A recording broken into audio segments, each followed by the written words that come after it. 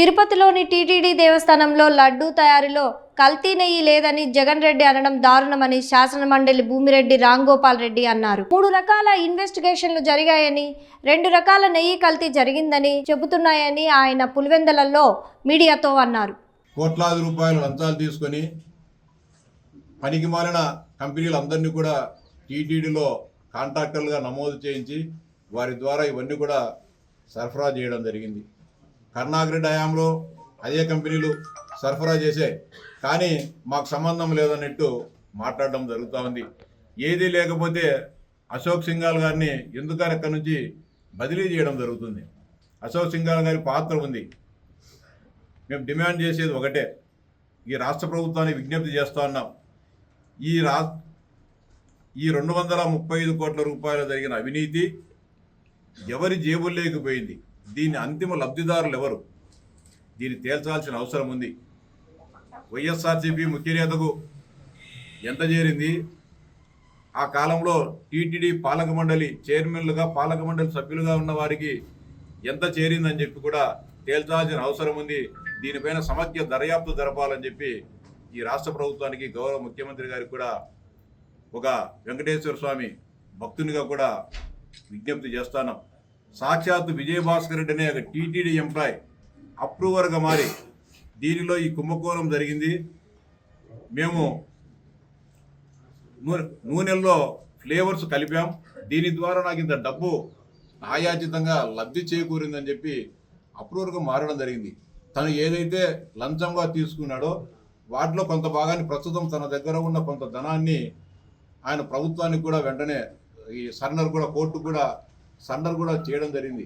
ఇంత జరుగుతున్నా కూడా దీన్ని ఏదో విధంగా భక్తులకు సరే సమాజంలో తప్పులు జరుగుతుంటే తప్పులు జరిగినప్పుడు దాన్ని సర్దిద్దుకోవాల్సిన బాధ్యత ఎవరి మీద ఉంటుంది.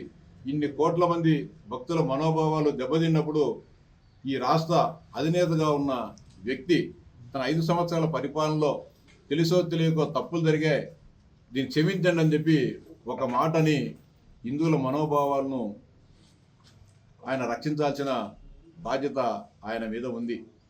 అట్లా కాకుండా సబ్జెక్టును డైవర్ట్ చేయాలని చెప్పి రోజుకొక పద్ధతిని ఎంచుకుంటూ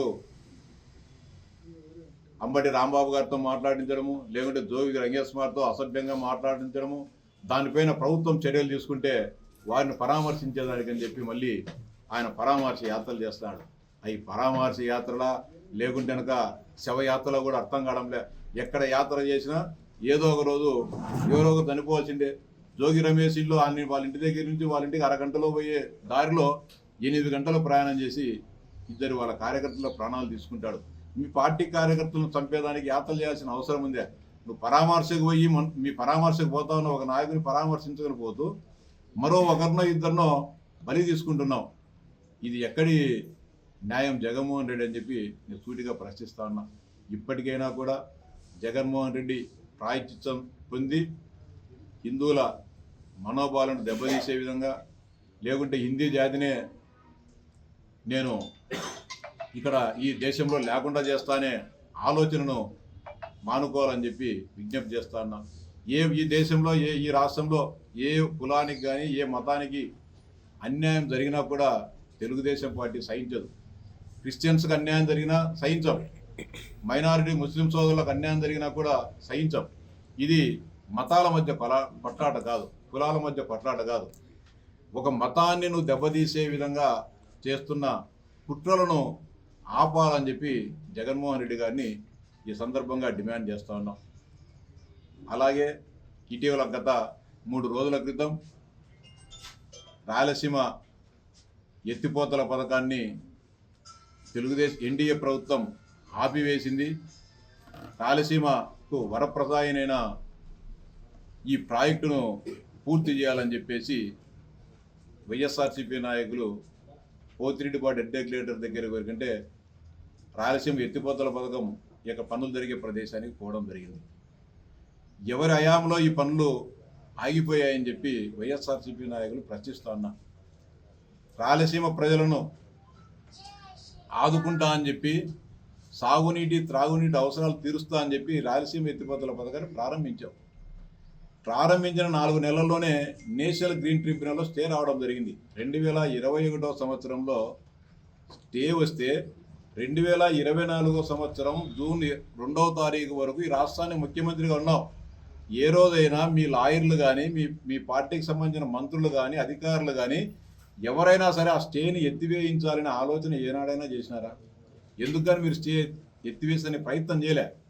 మళ్ళీ సాక్షి పత్రికలోనూ లేకపోతే వాళ్ళకు అనుకూలమైన ప్రసార సాధనాలు మాట్లాడుతున్నారు.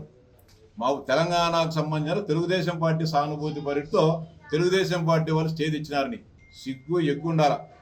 స్టే చేసిన వ్యక్తి తాను టీఆర్ఎస్ కార్యకర్తను టీఆర్ఎస్లో పలానా హోదాల్లో పనిచేస్తున్నా అని చెప్పి ఎన్జీటీలో వేసిన పిటిషన్లో స్పష్టంగా చెప్పడం జరిగింది. ఎవరు వేసినా సరే, ఏ పార్టీ వాళ్ళు ఏ వ్యక్తులు ఏ దుర్బుద్ధితో వేసినా సరే దాన్ని స్టే ఎత్తివేయాల్సిన బాధ్యత నీ మీద ఉందా లేదా? నీకు కావాల్సిన కేసుల కోసం లేకపోతే వివేకానంద రెడ్డి హత్యకు సంబంధించిన కేసులు హైకోర్టులోనో లేకుంటే సుప్రీంకోర్టులోనో జరిగితే కోట్లాది రూపాయలు ఖర్చు పెట్టి ఆ కేసులను వాదించేదానికి మీరు ఢిల్లీ నుంచి లాయర్లను తెచ్చుకున్నారు. ఢిల్లీ ఒక పేరెంట్కి కన్నా ఒక లాయర్నైనా సరే ఎన్జీటీలో ఈ కేసు వాదనల కోసం నువ్వు పంపించావా లేదా? ఒకసారి సమాధానం చెప్పాలని చెప్పి జగన్మోహన్ రెడ్డిని వాళ్ళ తాబేదాలను అడుగుతా ఉన్నా. ఈరోజు ఎన్జీటీలో ఉన్న స్టేను లేదు, పనులు పూర్తి చేయలేదు, పనులు ప్రారంభించలేదని చెప్పి మాట్లాడుతున్నాం. ఆపివేసింది మీరు, ఆగింది మీ ప్రభుత్వంలో. ఒక్క రూపాయి అయినా సరే ఎత్తిపోతల పథకాన్ని ఖర్చు పెట్టకోకుండా ఈరోజు రాయలసీమకు అన్యాయం జరుగుతుంది, రాయలసీమ ప్రజలకు కడగండ్లు దూర్చే వ్యక్తి నేనే అని చెప్పి మాట్లాడుతున్నాం. సిగ్గుండాలి. ఈ సందర్భంగా వైఎస్ఆర్సీపీ నాయకులు జగన్మోహన్ సూటిగా అడుగుతున్నాం.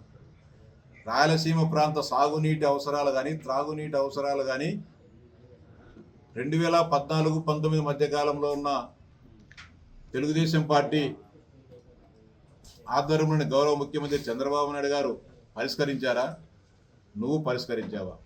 తర్వాత ఈ ప్రభుత్వం అధికారంలోకి వచ్చిన వెంటనే అంద్రినీవా కాలువలను పూర్తి స్థాయిలో వెడల్పు చేసి ఈరోజు కుప్పం వరకు కూడా పూర్తి స్థాయిలో నీరు పోయే విధంగా, అంటే అనంతపురము, కడప, చిత్తూరు జిల్లాల వరకు లాస్ట్ డెడ్ ఎండ్ వరకు కర్ణాటక తమిళనాడు సరిహద్దుల్లో ఉన్న కుప్పం వరకు సజావుగా నీళ్లు పోయేదానికి కృషి చేసిన తెలుగుదేశం పార్టీ ఎన్డీఏ ప్రభుత్వం కాదని చెప్పి సూటిగా ప్రశ్నిస్తా ఉన్నా.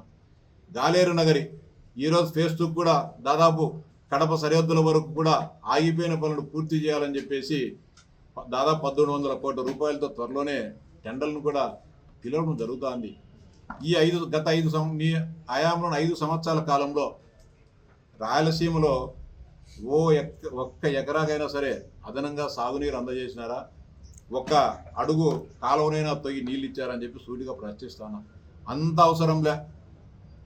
పులివెందుల నియోజకవర్గంలో 2019 జూన్ వరకు ఉన్న ఆయకట్టు వరకే నీళ్లు పోతా ఉన్నాయా? లేకపోతే గడిచిన 5 సంవత్సరాల కాలంలో అదనంగా ఒక ఎకరాకైనా నీళ్ళు ఇచ్చినారో చూపించగలని అడుగుతాను. ఒక్క ఎకరాకైనా సరే అదనంగా ఎక్కడిచ్చారు మీరు చూపిండి. అదనంగా ఎక్కడైనా మీరు టేలెంట్కు నీళ్ళు ఏ రోజైనా ఆ రోజు ఎట్లా పోతున్నాయి, ఈ రోజు అట్టే పోతున్నాయి. పిల్లకాలవలు తీసే పరిస్థితి లేదు, ఎక్కడెక్కడ డిస్ట్రిబ్యూటర్లలో పనులు చేసే పరిస్థితి లేదు. అనేక సార్లు మోటార్లు కూడా కాలిపోతే దాంట్లను సరిచేసే పరిస్థితి లేదు. కాలేటి వాగు రిజర్వాయర్ను ప్రారంభిస్తే జిఎన్ఎస్ఎస్ నుంచి హెచ్ఎన్ఎస్ఎస్లో భాగంగా కాలేటి వాగు మీదుగా మీరు కాలువలు దిగితే 4 సంవత్సరాల కాలంలో 500 కోట్ల రూపాయలు మీరు పని చేయలేక దాన్ని ఆపివేశారంటే సిగ్గుపడ్డం లేదా? మీరు అడుగుతా ఉన్నా. పనులు ఎవరైనా సరే కింద నుంచి పైభాగానికి చేస్తారు. వేంపల్లె మండలంలో ఉన్న పాములూరు దగ్గర గల జిఎన్ఎస్ఎస్ కాలువ నుంచి పైకి చేసుకుంటూ పోతారు. తమ్మలపల్లి నియోజకవర్గంలో ఉన్న హెచ్ఎన్ఎస్ఎస్ కాలువకు అనుసంధానం చేయాలి. అట్లా కాకుండా వేలాది కోట్ల రూపాయలు మీరు దుర్వినియోగం చేయాలా, స్కామ్ చేయాలా అని చెప్పి తమ్మలపల్లి నుంచి పులివెందులు మీరు కాలువలు అవుతారు. నీళ్లు పులివెందుల నుంచి తమ్మలపల్లి వల్ల, తమ్మల నుంచి పులివెందులకు వల్ల మొత్తం రాయలసీమ ప్రాంతానికి ద్రోహం చేసింది మీరు, మీ ప్రభుత్వం, మీరు ముఖ్యమంత్రిగా ఉన్నప్పుడు. కాలేటి వాగుని ఎందుకని పూర్తి చేయలేకపోయారు? కమిషన్లు తీసుకున్నారు, పిఎల్ఆర్ కంపెనీ కావాల్సిన అడ్వాన్సులు తీసుకున్నారు, మీకు కావాల్సిన కమిషన్ మీకు 9% మీకు డబ్బులు తీసుకున్నారు. చక్రాయపేట ప్రజలు ఈరోజు కూడా మీరు అన్యాయం చేసింది మీరు.